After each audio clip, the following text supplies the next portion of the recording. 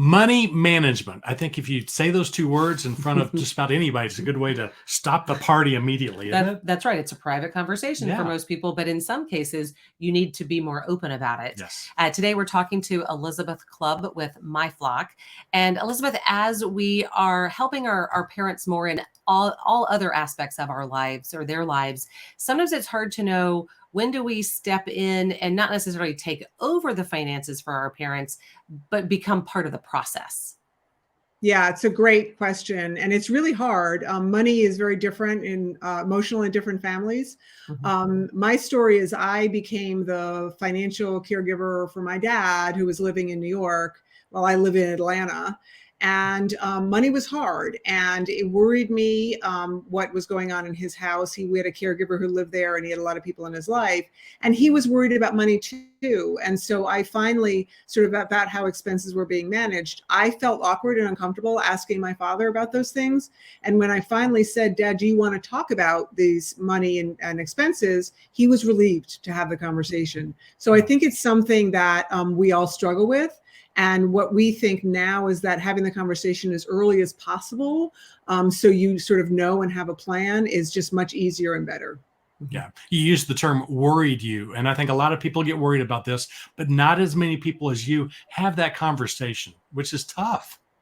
It's a very difficult conversation. And the more I researched it, the more I found out there's a really interesting statistic that there's so many family caregivers, thank goodness. And there was a great study from Merrill Lynch that indicated that 92% of family caregivers are also financial caregivers. They help with expenses, they help on the just managing money, and it starts small and it grows over time. But a full 75% of them never talk about that part of their role. And that's really difficult. What are some signs maybe that we should be looking for to know maybe it is time to start jumping in? I know in our case personally, it was that I was noticing that in my mom's checkbook, there was donations to the same organization multiple times within a month that she didn't really remember having made. The donations are okay. It's just when you don't remember making the donations. Right. And it was to the same group over and over, basically responding to the same request. Over and over again. That was kind of one of our first indications. What are some others that you might notice? Yeah, I think that that the earlier you can have the conversation, and just as soon as possible say, do you have any discomfort around money, or do you have any discomfort around paying your bills? It happens all the time. People will either forget to pay their bills, or, and this is a classic, kids go home at Thanksgiving and their bills stacked up. That's sort of the classic, then they know something's wrong. But having the conversation before it even gets to that point and say, let's make a plan for how we're going to help each other. And one of the reasons why a lot of parents may not want to talk about it is they're afraid the children are going to take away the rights over their money. And that's not good. So that's not what we're about. We're about sort of like, we're all in this together. Let's make a plan to help each other before you start seeing too many signs. Your example is a great sign. Another example is getting scammed, frankly. Giving a credit card out over the phone and things like that. And then people get really scared. And so some of those examples are things that people indicate it's time to have a talk about money, and the earlier the better. And it's so easy because with artificial intelligence and everything in the modern day, that the scamming is getting more and more complex, and it's easier to be scammed. And if you can, I'd say control it, but make sure that your parents' money is going to be safe. In some ways, it's sort of limiting your liability, right? Yes, exactly. Absolutely. And it takes away the stress out of for the children and the parents if they know somebody else has an eye on it. So not having people involved. And I have this conversation with my mother. She wants to know there are other eyes on what's going on in case she starts making decisions she shouldn't be making. And that's completely valid. It's a natural part of aging, and there shouldn't be any shame involved in that. Because there are things that literally happen physiologically that do impact that. Absolutely. And one of the issues with the aging process is generally the trust level goes up. And then, but the part of the brain that processes finance changes. And so you're much more susceptible to become a victim of fraud and or financial exploitation. And so having a sort of a core people around you who are involved in helping protect you and frankly protecting each other, because we're all going to become victims of some sort of scam at some point because they keep changing it. And Mike, you brought up AI. You know, that's a huge issue. So the more we can have the conversation about it now, the more we can help protect each other. What are some of the other types of situations where we might be thinking that it would be helpful to be sort of not controlling the finances, but just being limiting some ways? And so, you know, we can get into kind of why you started MyFlock and what the goal of that is. Yeah. So the reason I started MyFlock was, as I said, I was the financial caregiver for my dad. My dad was living in New York, and as he got older, and he also was living with Parkinson's disease. And so when he was no longer able to sort of ride his bike to the grocery store and take care of his own expenses, his solution, and we had a caregiver who lived with him, Frank, he had a lot of people in his life, his solution, which I would not recommend, is basically to give anybody his checkbook. Which is bad. That's a do not do. But he really didn't have many other options. And so it caused him a great deal of stress. It caused me a great deal of stress and fear. And that's something that people do. They'll give a checkbook, they'll give a debit card, they'll give a credit card. And those are just, you're asking for trouble in that instance. And so when you see things like that happening, definitely intervene. And you don't want your parents giving credit cards to people that are either neighbors or friends or even caregivers. It's a bad idea. But I think it also worries people or gives them a sense of, oh my goodness, what am I getting myself into? If I say, okay, I'm going to take over dad's finances. It's like, okay, now I have to write all the checks. I have to pay all the bills. I have to be in charge of everything. But there are other options, and that's how MyFlock can help. Correct? There are other options, and it's interesting because it sort of is a continuum in many instances. It doesn't go from 0 to 100 on financial caregiving. Getting involved early, and MyFlock can help on the early expense management side. Another thing, by the way, don't do is cash, to give people cash to buy things for you. But MyFlock can help on the expense management side to say, here's a platform we can all work on together. And you can get bills paid on it, and you can sort of see everything that's going on. So as your role as a financial caregiver becomes bigger, it's not so much of a burden.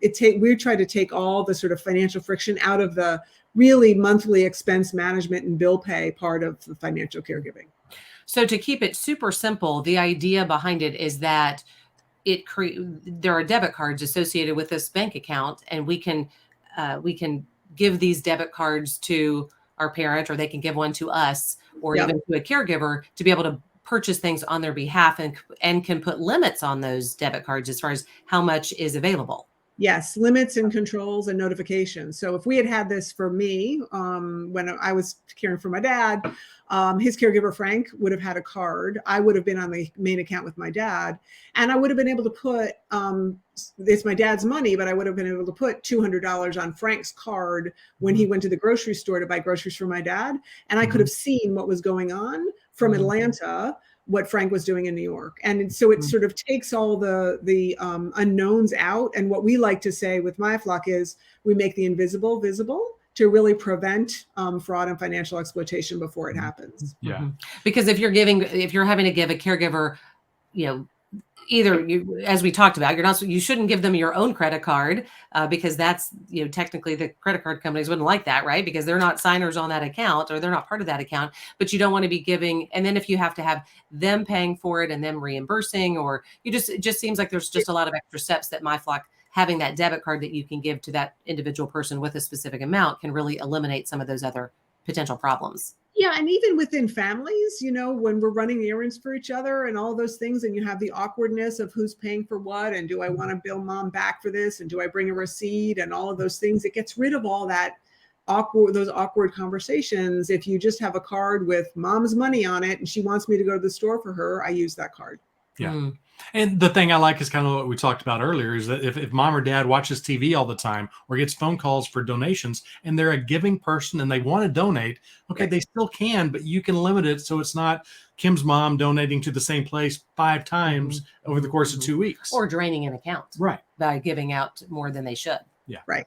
And you can see it. So you can call her and say, hey, mom, maybe we should look at this and not do that again. And so it allows those conversations to happen earlier, and get involved in a loving, caring way. But mom can still have the card, she can still do the spending, but it allows you to have those conversations.